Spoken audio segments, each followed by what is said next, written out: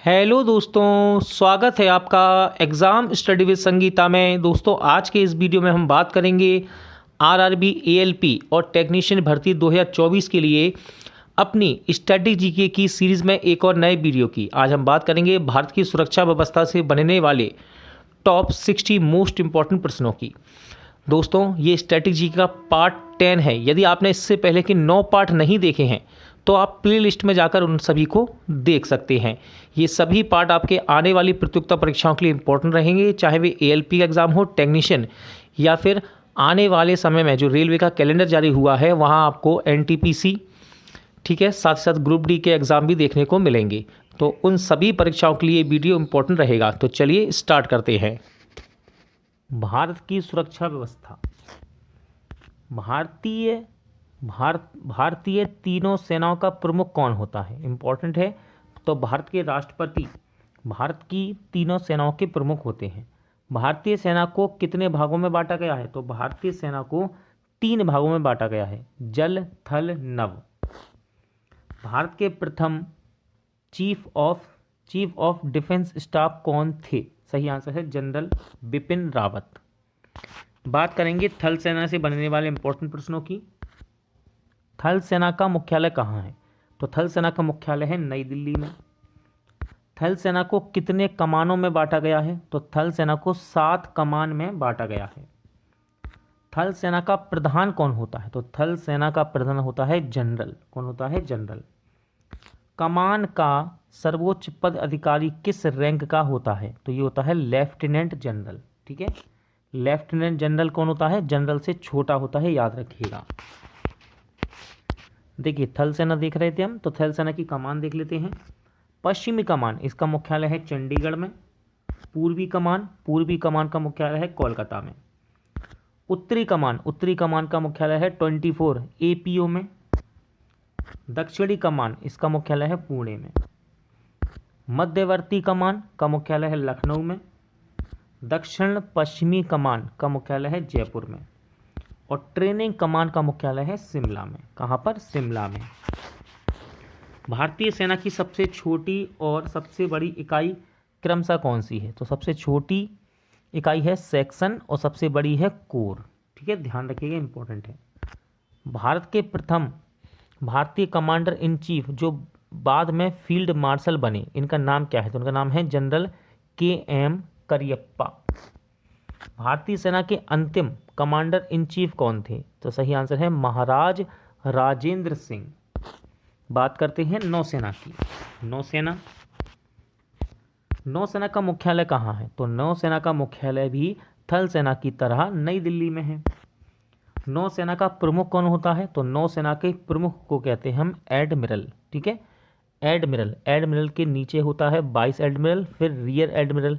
इसको मैं अभी आपको बता दूंगा आने वाले समय में, थोड़ी देर बाद। ठीक है, एडमिरल होता है। नौसेना को कितने कमानों में बांटा गया है? तो नौसेना को 3 कमान में बांटा गया है, पश्चिमी, पूर्वी, दक्षिणी। इनके मुख्यालय देख लेते हैं। तो देखिए, पश्चिमी कमान का मुख्यालय है मुंबई में। नौसेना की पूर्वी कमान का मुख्यालय है विशाखापट्टनम में। और दक्षिणी कमान का मुख्यालय है कोची में। याद रखिएगा, एग्जाम में आ जाता है यहाँ से क्वेश्चन।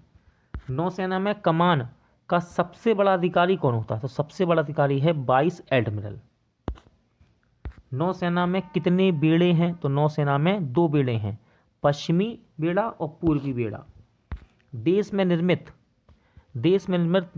प्रथम पनडुब्बी कौन सी है? तो इसका नाम है साल्की। ठीक है, क्या नाम है? साल्की। भारत ने अपनी प्रथम मानव रहित पनडुब्बी को समुद्र में कब उतारा था? तो ये उतारी गई 10 अक्टूबर 2010 में। भारत का सबसे शक्तिशाली पोत कौन सा है? तो इसका नाम है INS गंगा। भारत का सबसे बड़ा नौसैनिक अड्डा कौन सा है? तो ये कर्नाटक में है, इसका नाम है सी वर्ड कारवार। तट रक्षक सेना किसके अधीन होती है? तो ये होती है रक्षा मंत्रालय के अधीन। तट रक्षक सेना का प्रमुख मुख्यालय कहाँ है? तो तट रक्षक सेना का मुख्यालय है नई दिल्ली में। बात करेंगे वायुसेना की। वायुसेना का मुख्यालय कहाँ है? तो देखिए, थल सेना, जल और नौसेना की तरह ही वायुसेना का मुख्यालय भी नई दिल्ली में है। वायुसेना का प्रमुख कौन होता है? तो ये होता है एयर चीफ मार्शल। वायुसेना को कितने कमांड में बांटा गया है? तो ये 7 कमांड में बांटी गई है। पहला है पश्चिमी वायुसेना, इसका मुख्यालय नई दिल्ली में। पूर्वी वायुसेना, इसका मुख्यालय है शिलोंग में। कहाँ पर? शिलोंग में। दक्षिणी वायुसेना का मुख्यालय है तिरुवनंतपुरम में। मध्य वायुसेना का मुख्यालय है प्रयागराज में।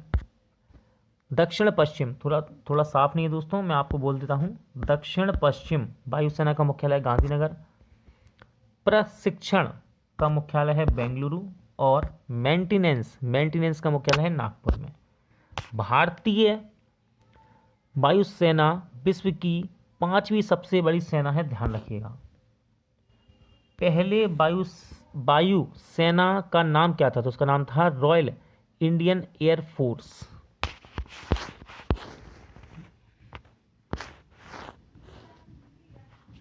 बात करेंगे कमीशन्ड अफसरों की पद श्रेणी की। तो भारतीय सेना का सर्वोच्च सेनापति होता है राष्ट्रपति।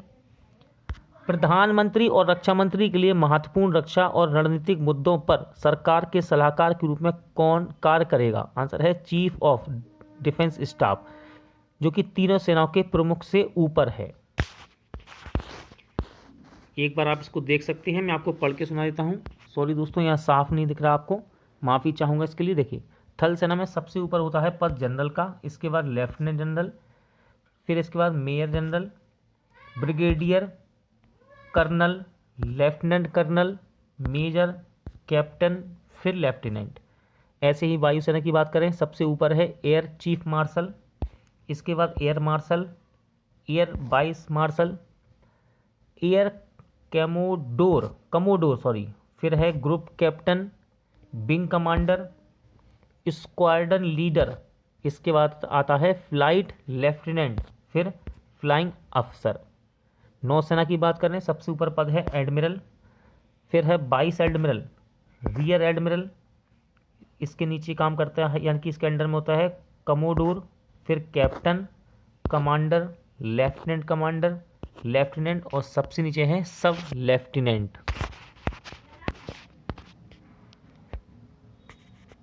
भारत के सैनिक प्रशिक्षण संस्थान, थल सेना देखते हैं सबसे पहले। नेशनल डिफेंस अकादमी कहाँ स्थित है? सबसे ज़्यादा बार पूछा जाने वाला क्वेश्चन है ये। तो नेशनल डिफेंस अकादमी यानी कि एकेडमी, ये आपकी खड़गवासला पुणे में स्थित है।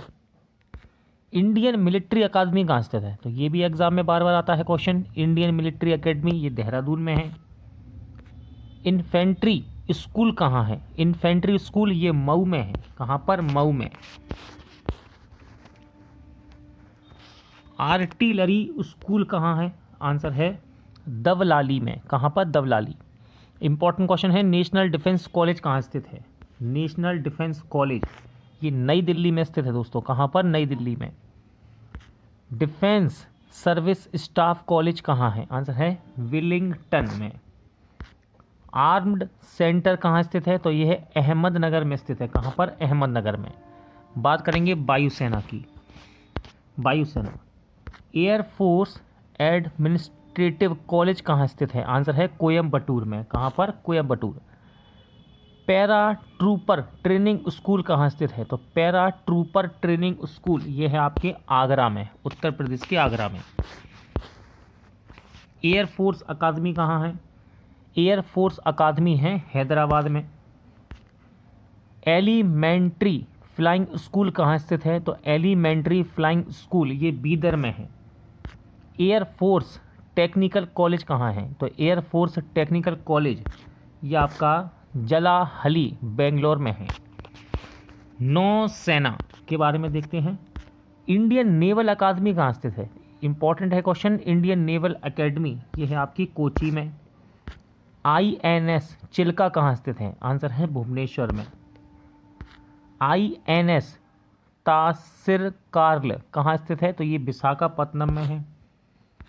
INS शिवांगी कहाँ स्थित है? तो INS शिवांगी ये लोनावाला में स्थित है।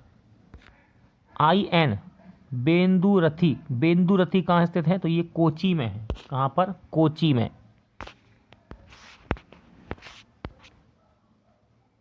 भारत की आंतरिक सुरक्षा व्यवस्था। रक्षा अनुसंधान एवं विकास संगठन का आदर्श वाक्य क्या है, यानी कि डीआरडीओ की बात कर रहा है, तो इसका आदर्श वाक्य है वलस्य मूल्य विज्ञान में। इंटेलिजेंस ब्यूरो की स्थापना कब हुई, तो इंटेलिजेंस ब्यूरो की स्थापना हुई 1920 में। इंटेलिजेंस ब्यूरो का मुख्यालय कहाँ है, यानी कि आईबी, तो आईबी का मुख्यालय है नई दिल्ली में।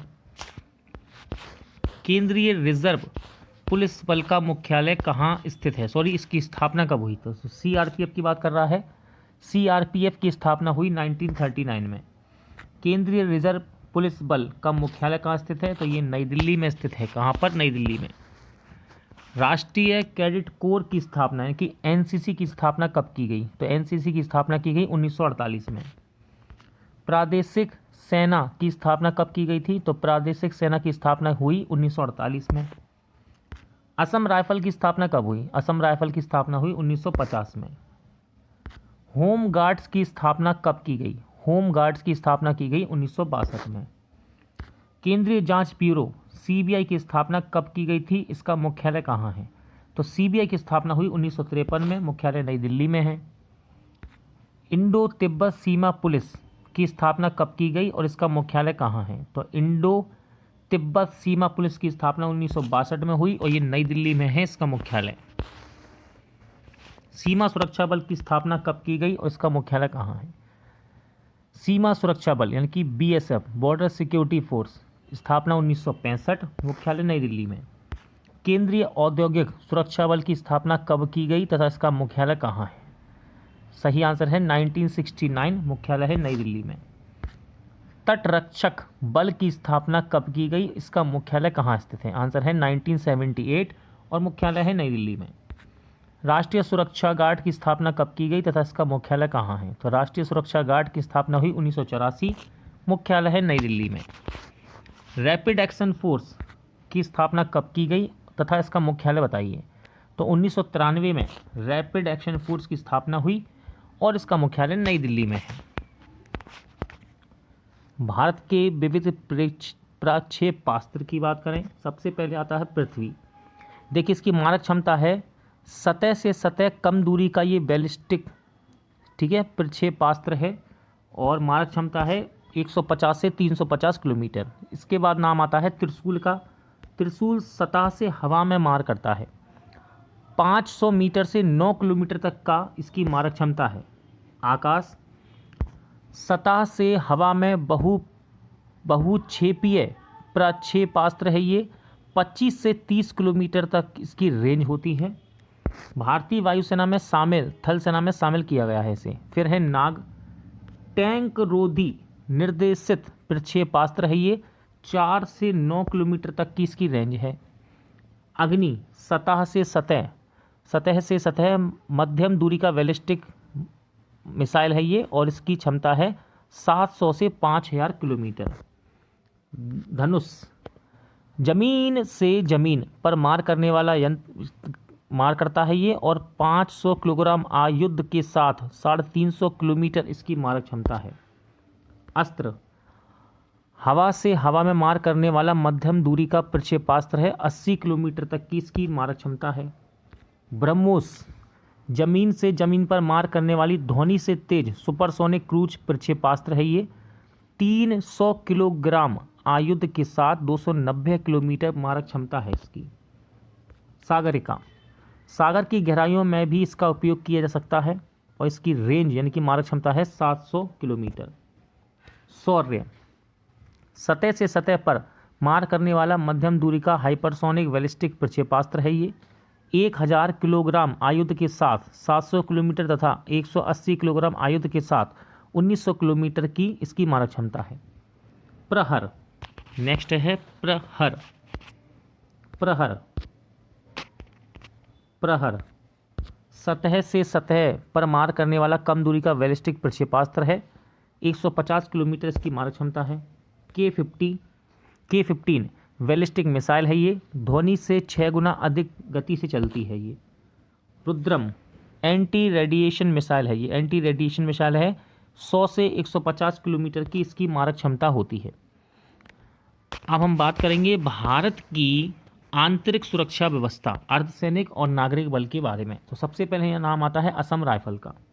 असम राइफल, इसका मुख्यालय है शिलोंग में।